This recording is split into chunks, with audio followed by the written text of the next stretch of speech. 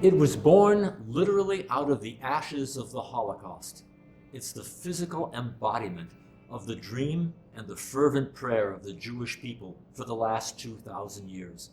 The haunting words of its national anthem speak volumes: to be a free people in our own land.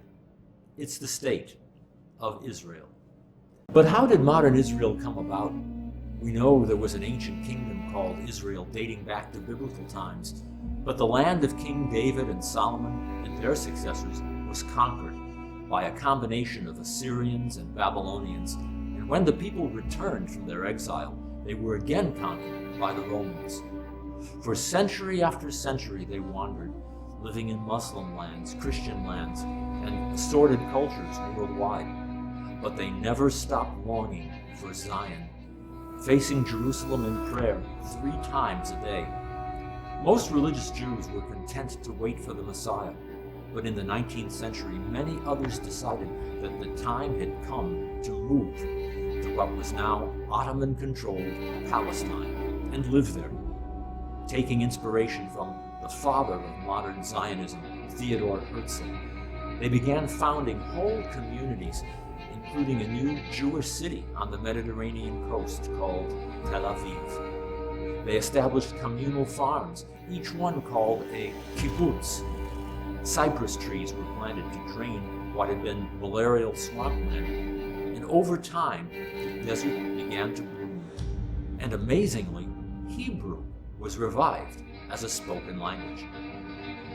Herzl and these new Jewish pioneers offered to buy the land from the Ottoman Turks with the aim of creating the first independent Jewish nation since antiquity, but they were turned down.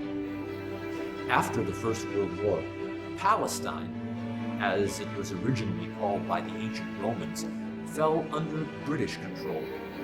In 1917, the British government released the Balfour Declaration, declaring its support for what it called a Jewish home in Palestine. It was cause for serious rejoicing, but jubilation turned to frustration in the 1930s when Britain released a series of white papers clamping down on Jewish immigration to the region. The White Paper of 1939 virtually choked it off. The timing couldn't have been worse, since Hitler and the Nazis had risen to power in Germany. The Jews of Palestine adopted the bold tactics of smuggling in as many Jews as possible on rickety old boats, basically anything that would float, under the Aliyah Bet, the illegal immigration.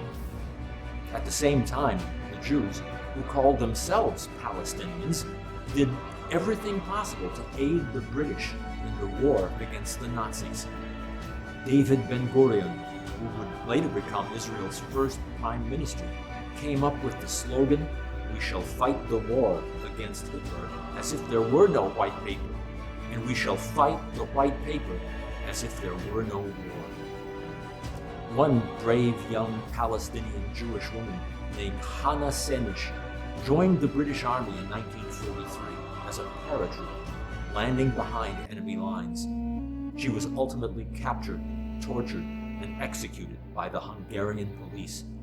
But the poems she wrote, one of which was found in her death cell, still echo in Israel today. 1, 2, 3, 8 feet long, 2 strides across, the rest is dark. Life is a fleeting question mark. 1, 2, 3, maybe another week, or the next month may still find me here. But death, I feel, is very near. I could have been 23 next July. I gambled on what mattered most. The dice were cast. I lost.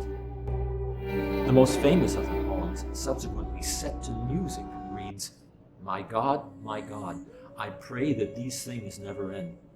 The sand and the sea, the rush of the waters, the crash of the heavens, the prayer of the heart." At the end of the war in 1945, After the loss of 6 million Jewish lives in the Holocaust, there was an even greater desire among the many homeless Jewish survivors of the Nazi terror to reach the land of Israel. But the White Paper's immigration restrictions were still in place. The British blockaded the shores of Palestine in order to prevent a further influx of Jews, which might disrupt the delicate demographic balance with the Arab population. The clandestine immigration continued and intensified, spearheaded by the largest Jewish military organization in Palestine, known as the Haganah. As far as the Palestinian Jews were concerned, it was time for the British to leave and to fulfill the promise of the Balfour Declaration. 2 other Jewish military groups, the Irgun and the Lochamei Cherut Israel, mounted attacks against British troops and installations, forming a joint resistance movement from 1945 to 1946. An Anglo-American committee, supported by President Harry Truman, recommended the admission to Palestine of 100,000 European Jews, mostly from displaced persons camps, where they were crowded together after the war. But the British rejected the proposal. The Haganah responded by blowing up all the bridges between Palestine and adjacent states. Refugee ships laden with Jews and bound for Palestine were being apprehended by the Royal Navy, and their human cargo either returned to their port of origin or interred on the island of Cyprus. A Hebrew phrase was coined to describe bringing in the refugees by any means necessary. Afal Pichen, which roughly means by hook or by crook. The most famous of the refugee ships was a dilapidated old vessel that had been used for pleasure cruises until the U.S. Navy requisitioned it for use during the war. Originally called the President Warfield, the Haganah managed to secure it in 1947, renaming it the Exodus. It set sail from France in July of that year, carrying over 4,500 refugees, among them 655 children. During its week-long journey, British destroyers intercepted it, and on July 18th, rammed and boarded it. 8-year-old Ari Itamar described it. Explosions and gunfire were heard. Bumps and shots were felt as the British ships knocked our ship. Tear gas bombs penetrated the inner decks. My dad pulled out some handkerchiefs, wetted them with water from the canteen, and handed them to us. The jerking grew more and more frequent. More tear gas penetrated the ship. More shooting occurred. Suddenly, we saw people covered in blood streaming towards the inner deck. During the melee, an American volunteer was clubbed to death, and 2 refugee passengers died of gunfire. Though the Exodus was tantalizingly close to the shores of Palestine, the British decided to make an example of the ill-fated voyage by sending the passengers back to France on 3 deportation vessels. But when they arrived, they refused to disembark, remaining below decks for 24 sweltering days. In the end, the refugees were shipped off to Hamburg, Germany, where they were sent to 2 displaced persons camps. After enduring the Holocaust, they found themselves again in camps, behind barbed wire, guarded by Germans. World opinion quickly turned against the British, who from that time on sent refugees to camps in Cyprus. Many of the original passengers on the Exodus tried again to reach Palestine. Many succeeded, while others ended up in Cyprus.